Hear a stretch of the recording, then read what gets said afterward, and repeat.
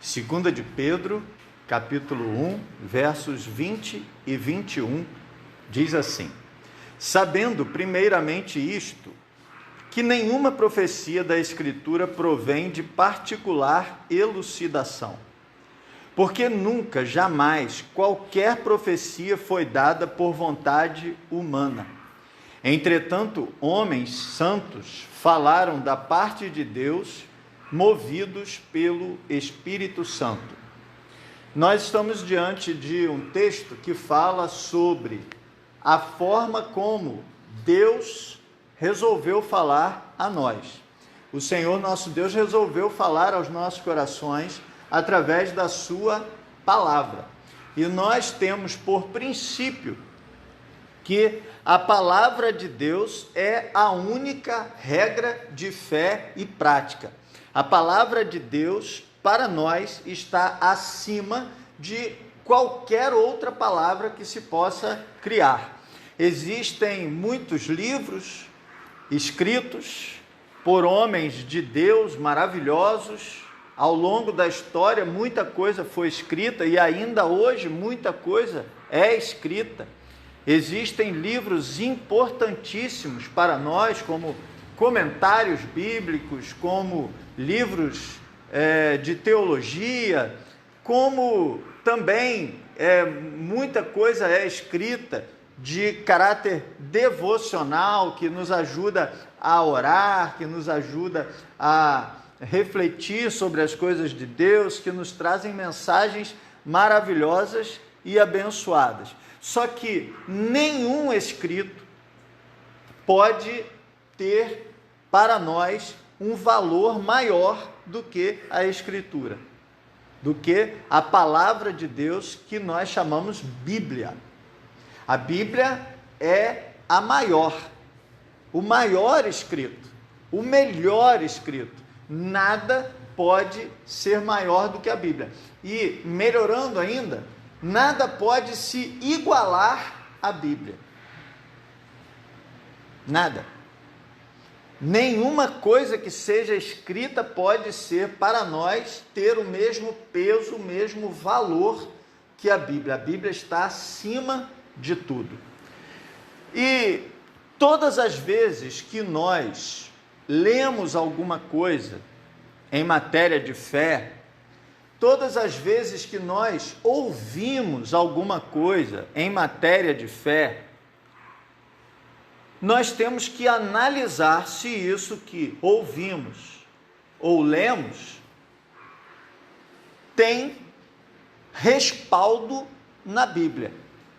Qualquer coisa que nós lermos ou ouvirmos tem que ser, isso em matéria de fé, tem que ser questionado à luz da Bíblia, porque a Bíblia é a regra. E ao longo dessas últimas quartas-feiras, nós temos tratado do assunto o que é ser batista. E nós temos visto que ser batista é ter a Bíblia como única regra de fé e prática. E nós trabalhamos, refletimos sobre cada período histórico. Nós vimos o início dos batistas lá na Holanda, nós vimos como eles foram para a Inglaterra, depois como foram para os Estados Unidos, depois como vieram para o Brasil, depois como vieram para o nosso estado, até chegarmos com essa história aqui, foi o que vimos na última mensagem. E hoje eu quero continuar com a série O que é ser batista, mas nós vamos começar uma nova fase nessa série. Nós tivemos essa primeira fase, que foi uma fase histórica. E agora nós vamos começar uma fase doutrinária. Nós vimos então a história que mostra o que é ser batista ao longo da história. E agora nós vamos ver as principais doutrinas que nos mostram o que é ser batista, em que os batistas creem. A o nosso estudo de hoje, ele é uma espécie de transição entre os nossos estudos anteriores, que eram históricos, e os estudos posteriores, que vão ser doutrinários. Hoje nós vamos caminhar entendendo a história da nossa declaração doutrinária. Então, quero caminhar um pouco com os irmãos nesta noite, pensando sobre essa história, a história da nossa declaração doutrinária. Como é que essa declaração existe? Então, quero começar dizendo para os irmãos o seguinte: nós, os batistas brasileiros, temos uma declaração de fé. Qual é o valor de termos uma declaração de fé? Qual a importância disso? Para que existe uma declaração de fé? Pastor, o senhor falou que a Bíblia é a nossa regra de fé. Então, que necessidade há de nós termos uma declaração além da Bíblia? Eu diria que se essa declaração fosse uma declaração além da Bíblia, não teria muito valor para nós. Só que essa declaração não é uma declaração além da Bíblia. Essa declaração é uma declaração com fundamentação na Bíblia. Então, nós temos um documento. Os irmãos podem pesquisar na internet, eu inclusive coloquei no grupo da igreja hoje, a declaração doutrinária. Está no site da Convenção Batista Brasileira. É só entrar lá no site de busca e pesquisar Declaração Doutrinária da Convenção Batista Brasileira, e você vai encontrar esse documento escrito com uma introdução e 19 artigos. São 19 pontos descritos pela declaração, e todos esses pontos que são explicados pela declaração, que é o que nós vamos estudar nas próximas semanas, todos esses pontos, eles têm no rodapé a informação dos textos bíblicos que fundamentam aquele ponto. Então, a ideia é assim: os batistas dizem o que eles creem sobre a Bíblia. Porque você deve perceber que a Bíblia não é organizada por assunto. Agora há pouco a irmã estava falando que quando pediu que lesse a Bíblia, orientou qual era o texto, qual era o livro da Bíblia que deveria ser lido. Então nós temos a Bíblia dividida em livros que são recortes históricos, que aconteceram num determinado tempo, foram escritos num determinado tempo. Entretanto, os assuntos aparecem em vários lugares diferentes. Então, quando nós vamos pensar sobre o assunto Espírito Santo, nós encontramos em vários textos diferentes da Bíblia falando sobre o Espírito Santo. Nós encontramos Paulo falando sobre o Espírito Santo, nós encontramos em Atos falando sobre o Espírito Santo, nós encontramos isso em vários lugares da Bíblia. Então é importante nós termos escritos organizando por assunto o que a Bíblia fala em vários lugares diferentes.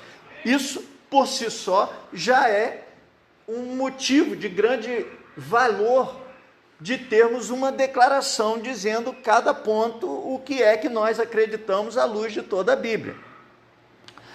Além disso, a declaração doutrinária, normalmente, ela aparece, ela é criada quando algum problema está acontecendo naquele tempo que precisa se discutir, que precisa se firmar o que é que se deve ou como se pensa naquele determinado assunto. Vou dar um exemplo para você entender isso. Você sabe que eu prego em séries de mensagens. Como você pensa que eu oro a Deus e encaminho as reflexões sobre qual será a próxima série de mensagens? Será que eu abro a Bíblia no índice e fecho os olhos e aponto o dedo aonde cair aquilo que eu vou falar? Eu imagino que você deve pensar que não é assim, que isso é fruto de uma reflexão. Qual é a reflexão que você deve imaginar que eu faço quando vou escolher o assunto da próxima série de mensagens? O que será que eu refleti, orando a Deus, para escolher essa série, o que é ser batista, falar da história dos batistas e falar das doutrinas dos batistas? A necessidade da igreja e o que Deus tem para dizer à igreja a respeito dessa necessidade. Então, a declaração doutrinária, toda vez que surge uma nova declaração doutrinária, uma declaração de fé, é porque tem alguma coisa acontecendo naquele momento que fez necessário falar sobre determinados assuntos ou acrescentar a que existia anteriormente. Então eu quero falar para você que os batistas, desde o seu início, lá na Holanda, como nós falamos, nós adotamos essa ideia de que os batistas surgiram na Holanda no século XVII. Desde que os batistas surgiram, eles começaram a produzir teologia, eles começaram a produzir escritos doutrinários. Então, ainda na Holanda, os batistas fizeram a sua primeira declaração de fé. Depois, quando eles vieram para a Inglaterra, eles fizeram novas declarações de fé. Todas as vezes que eles precisavam falar sobre um determinado tema que era importante para aquele momento, eles faziam uma declaração de fé. E aí, nós vemos que os batistas produziram declarações de fé na Holanda, os batistas produziram declarações de fé na Inglaterra, os batistas produziram declarações de fé nos Estados Unidos. Mas o que nos importa é a declaração de fé brasileira, dos batistas brasileiros. Veja, irmãos, ser batista brasileiro é diferente de ser batista americano. É diferente de ser batista inglês. Eles têm outra forma de ver determinados assuntos diferente de nós. Aliás, ser batista não é uma coisa engessada. Não é. Existe um espaço de mobilidade entre o que é ser batista. Por exemplo, eu já falei isso aqui antes, eu vou repetir. Os batistas aqui da Igreja Batista das Colinas têm certas diferenças em relação aos batistas, por exemplo, da Igreja Batista de Cabo Frio, da Igreja Batista de Macaé, porque há peculiaridades do local, de forma de cultuar, algumas coisas que são características locais. Igreja não é tudo igual. né?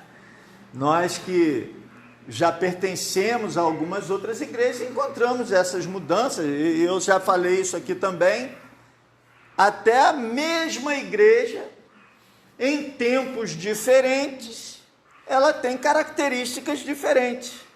Com certeza, quando eu que sou batista, vim para esta igreja que é batista, eu mudei com os irmãos e os irmãos mudaram comigo. Correto? A igreja tem esse espaço de mobilidade. Entretanto, é como se existisse uma moldura. O que é ser batista? Dentro dessa moldura, tem vários tipos diferentes, formas diferentes de fazer as coisas, algumas características, mas se estamos dentro dessa moldura, somos batistas. Fora dessa moldura, é outra coisa. Então, o que é que traça essa moldura? Principalmente a declaração doutrinária, traça essa moldura.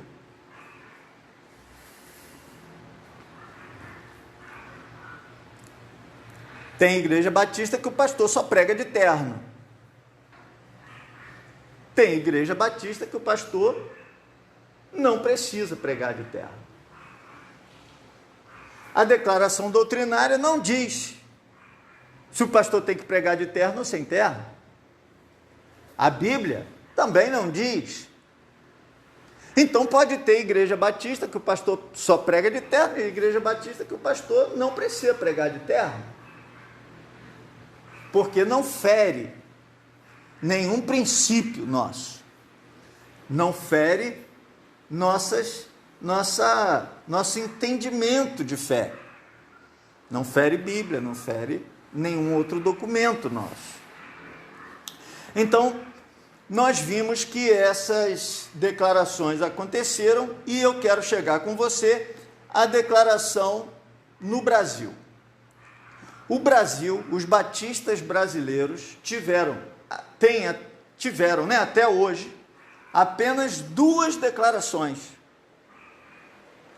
A primeira declaração, ela foi uma tradução feita por Zacarias Taylor, que foi um missionário dos Estados Unidos, um missionário norte-americano, que foi um dos organizadores da primeira igreja batista para os brasileiros, que é a Igreja Batista da Bahia. Em 1882 foi organizada a primeira igreja batista para os brasileiros e nessa organização foi também instituído, digamos assim, essa declaração chamada Confissão de Fé de New Hampshire. Essa declaração foi traduzida, ou seja, era uma declaração que já existia lá nos Estados Unidos, nessa localidade chamada Hampshire, e que o Zachary Taylor, que era um missionário norte-americano, quando ele iniciou o trabalho aqui no Batista no Brasil, essa primeira igreja foi organizada com 5 membros, 2 casais e um brasileiro, um ex-padre. Esses 5 começaram essa igreja, que foi a igreja responsável pela evangelização do Brasil no seu início. Então ele já iniciou a primeira igreja com uma declaração de fé. É isso que eu quero dizer. Como ele não tinha ainda como escrever uma coisa brasileira, ele pegou uma que já existia em língua inglesa e traduziu para o português. E aí essa passou a ser a nossa primeira declaração de fé das igrejas batistas do Brasil. E essa declaração de fé, ela circulou entre os batistas brasileiros durante 34 anos de forma extraoficial, até que na organização da Convenção Batista Brasileira em 1916, foi a primeira vez que teve uma convenção, ela foi adotada. Então, essa declaração foi adotada na organização da primeira igreja, depois na organização da Convenção Batista, ela foi confirmada, ela foi oficialmente adotada com o título de Declaração de Fé das Igrejas Batistas do Brasil. E essa igreja, essa declaração, ela permaneceu vigente desde 1882, como eu falei, até 1977, quase 100 anos. Em 1977, o Conselho da Convenção reunido recebeu uma sugestão feita pelo missionário Manfred Griller, no sentido de levar a convenção a nomear uma comissão para atualizar aquela declaração de fé que já existia. Então veja, vamos lá. Zachary Taylor pegou uma declaração de fé dos batistas dos Estados Unidos, traduziu para o português, e essa declaração de fé passou a ser a declaração dos batistas brasileiros. Os batistas brasileiros caminharam de acordo com essa declaração por quase 100 anos, de 1882 até 1977, 95 anos. Depois de 95 anos, os batistas brasileiros decidiram fazer uma melhoria.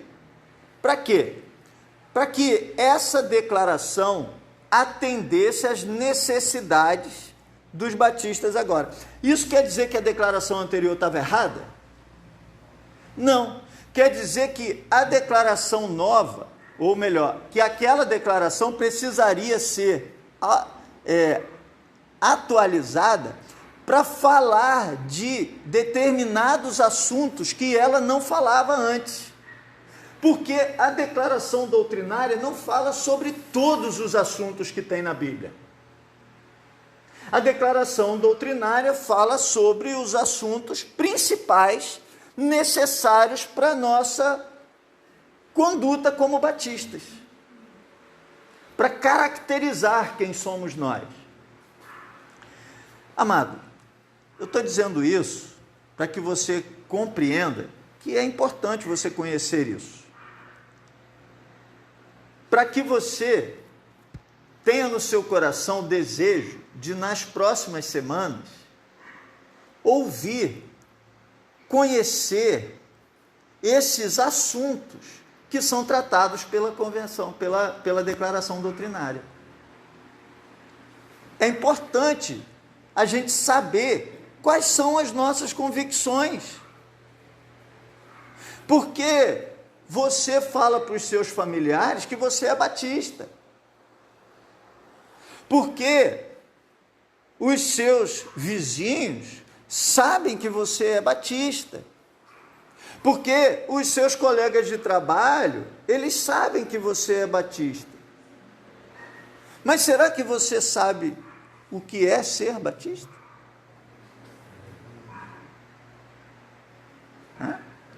Então, é importante a gente saber quais são as nossas convicções. Então, os batistas brasileiros, eles têm uma declaração que diz quais são as suas convicções. Aí olha que interessante. 95 anos depois, em 1977, eles decidiram que aquela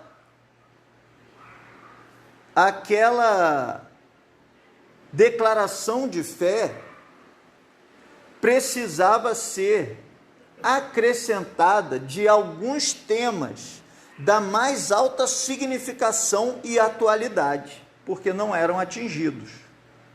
Então era assim, vamos pegar essa declaração que nós já temos e vamos acrescentar alguns pontos que precisam ser tratados. Vou te dizer qual era a motivação principal.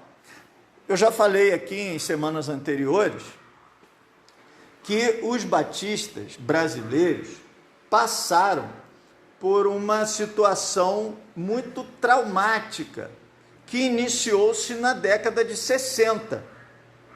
Até a década de 70, os batistas brasileiros era tudo uma coisa só.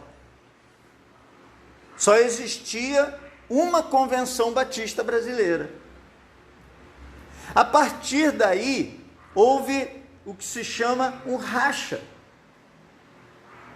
E aí hoje nós temos 3 convenções nacionais que se chamam batistas. Nós temos igrejas batistas que não são nossas irmãs, não são da mesma fé e ordem que nós. Você deve conhecer algumas igrejas batistas assim que não fazem parte da nossa convenção. Isso aconteceu lá na década de 60, 70. E qual foi o estopim desse racha, dessa crise? A doutrina do Espírito Santo. Algumas igrejas batistas começaram a caminhar numa direção que a Convenção Batista Brasileira entendeu que aquela direção não era correta à luz da Bíblia. E então, essas igrejas foram desligadas, desarroladas da Convenção Batista Brasileira. Isso gerou um questionamento, inclusive, interno. Por quê? Porque os batistas primam pela autonomia da igreja local. Se existe a autonomia da igreja local, como que a convenção ela é uma agremiação? A convenção ela é um organismo de cooperação entre as igrejas. Como que a convenção pode desarrolar uma igreja, se a igreja é autônoma? Então existe uma reflexão que os batistas precisaram fazer. E então, a nossa declaração de fé precisava falar sobre isso, falar sobre a doutrina do Espírito Santo e falar sobre a autonomia da igreja. E então, em 1977, eles entenderam que sim, decidiram a nossa convenção. E aí eu quero dizer para você uma coisa. A Convenção Batista Brasileira. Quem é a Convenção Batista Brasileira? Porque a gente pensa assim, a Convenção Batista Brasileira é um negócio lá em cima, lá longe. Mas não é. A Convenção Batista Brasileira sou eu e é você. Nós compomos a Convenção Batista Brasileira. Nós temos todos direito de voto. Se você comparecer na data e local onde estiver acontecendo a Convenção Batista Brasileira, você pode onde estiver acontecendo a Assembleia da Convenção Batista Brasileira, você pode se inscrever como convencional e você tem direito a votar. Então a convenção somos nós, a convenção não são eles. ok? Isso é muito importante. A convenção, que somos nós, decidiu em 77 melhorar, vamos dizer assim, esse documento que existia. E aí ela elegeu um grupo de trabalho, ela nomeou um grupo de trabalho. Deixa eu achar aqui. Esse grupo de trabalho que iria realizar esse trabalho, né? O grupo nomeado pelo então presidente da convenção, pastor Rubens Lopes, era composto por 4 membros: pastor Heber Vasconcelos, pastor Irlande Pereira de Azevedo, pastor Manfred Griller, que foi o pastor que deu a sugestão, e o pastor Pereira. Esses homens, eles vão elaborar a declaração. Só que é o seguinte, eles não vão elaborar a declaração sozinhos. Quem vai elaborar a declaração? A própria convenção. Sabe quantos anos essa declaração levou para ficar pronta? Imagina aí quanto tempo você acha que essa declaração levou para ficar pronta. Fala para mim aí. 2 anos? Bastante tempo, né, irmão? Será que foi 2 anos?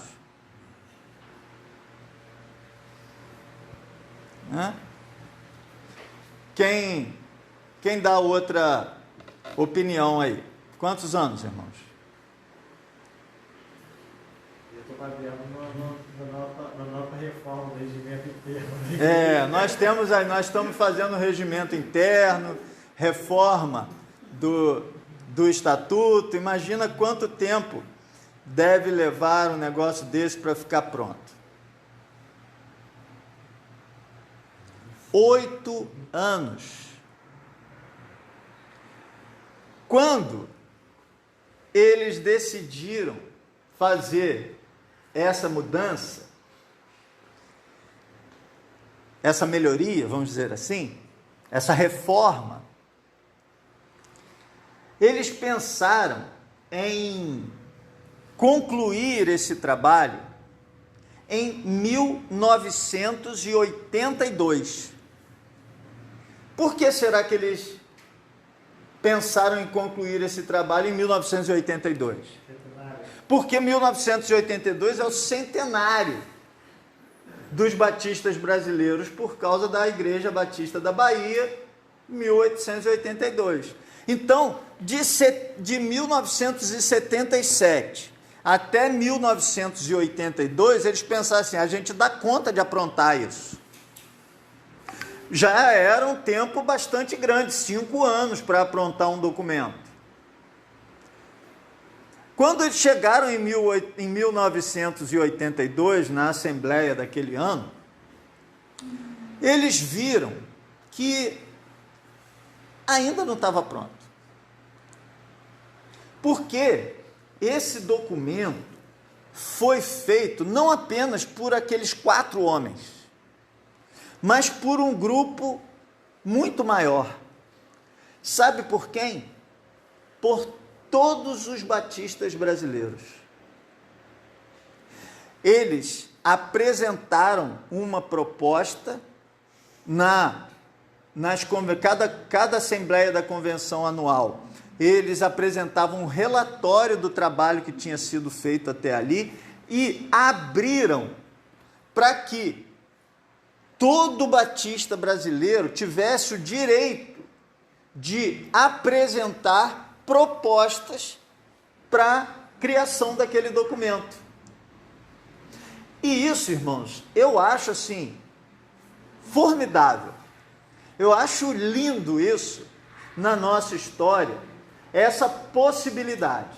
Havia um grupo de trabalho responsável, o trabalho final seria aprovado pela Assembleia da Convenção E esse trabalho final seria o resultado da opinião. É claro que toda opinião precisava ser avaliada pelo grupo de trabalho. E aí, durante esses 8 anos, esse documento deixou de ser uma melhoria daquele documento anterior e passou a ser um documento novo.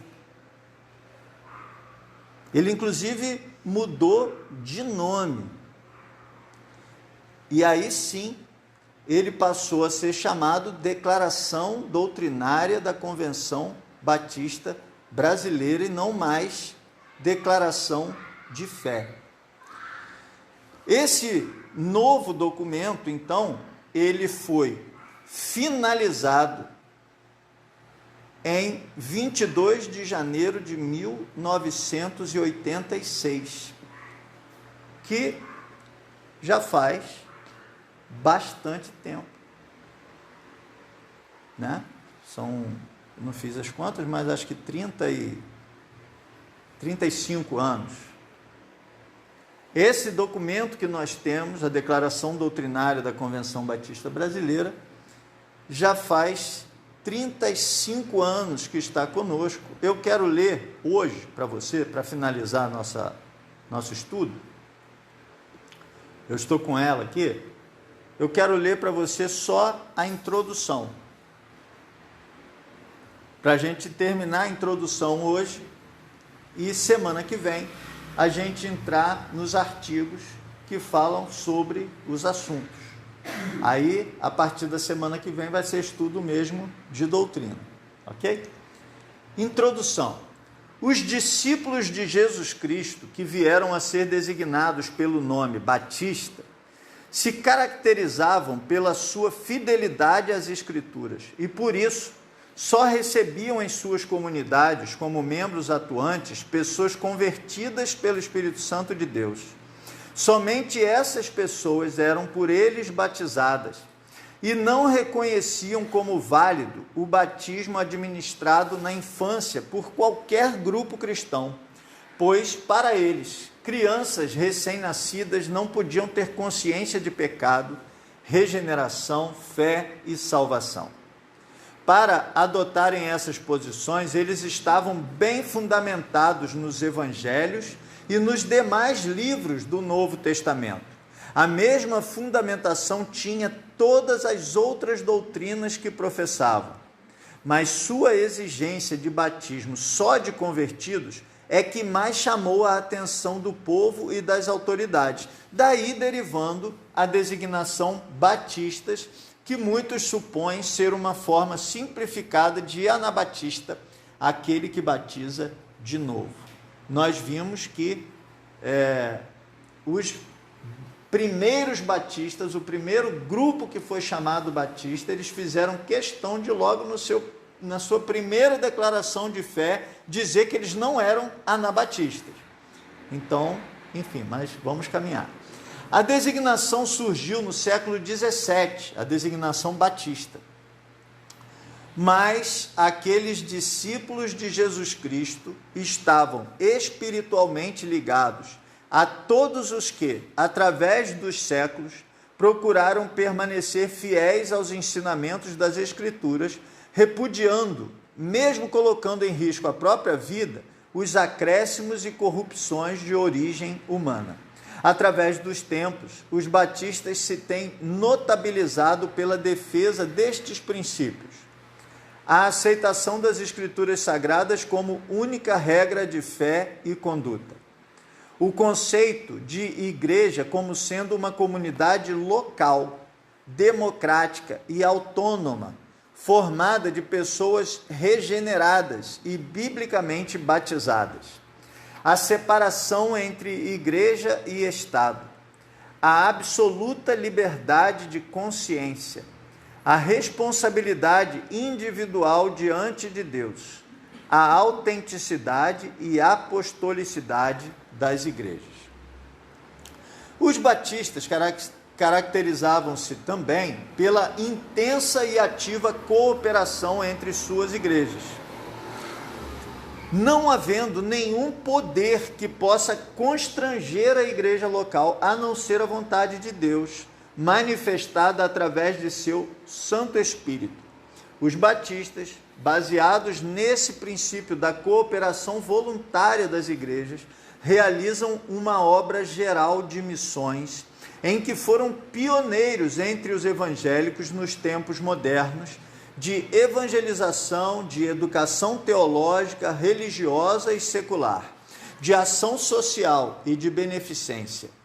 Para a execução desses fins, organizam associações regionais, convenções estaduais e nacionais, não tendo estas, ou seja, as convenções, no entanto, autoridade sobre as igrejas, devendo suas resoluções serem entendidas como sugestões ou apelos.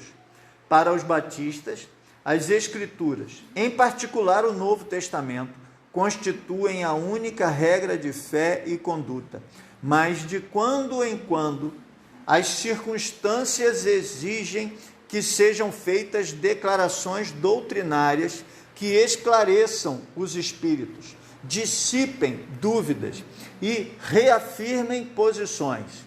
Cremos viver um momento assim no Brasil, lá em 1970/80, né?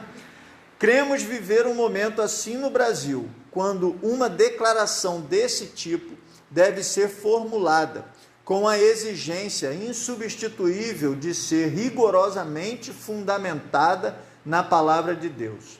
É o que faz agora a Convenção Batista Brasileira nos 19 artigos que seguem. E aí ela vai falar os artigos que a partir da semana que vem nós vamos tratar deles, refletir sobre eles e aprender sobre eles. Quem somos nós e em que cremos nós e como cremos nós que a Bíblia está dizendo. Nada na Bíblia é de particular interpretação. Nós temos que compreender, irmãos, que os batistas ensinam, e nós sabemos disso, que a Bíblia é de livre exame pelo indivíduo. Você tem o direito e o dever de ler a Bíblia, examinar a Bíblia e procurar compreender a Bíblia.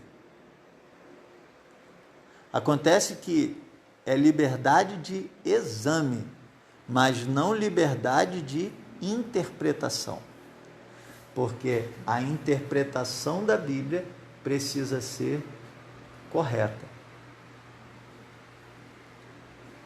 Eu não posso dizer, essa é a minha interpretação.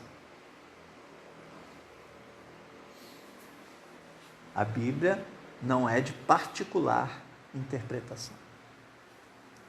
A Bíblia precisa ser examinada por todos e interpretada da maneira correta. E é esses princípios que norteiam a interpretação, extraídos da própria Bíblia, que nós vamos estudar nas próximas semanas. Amém?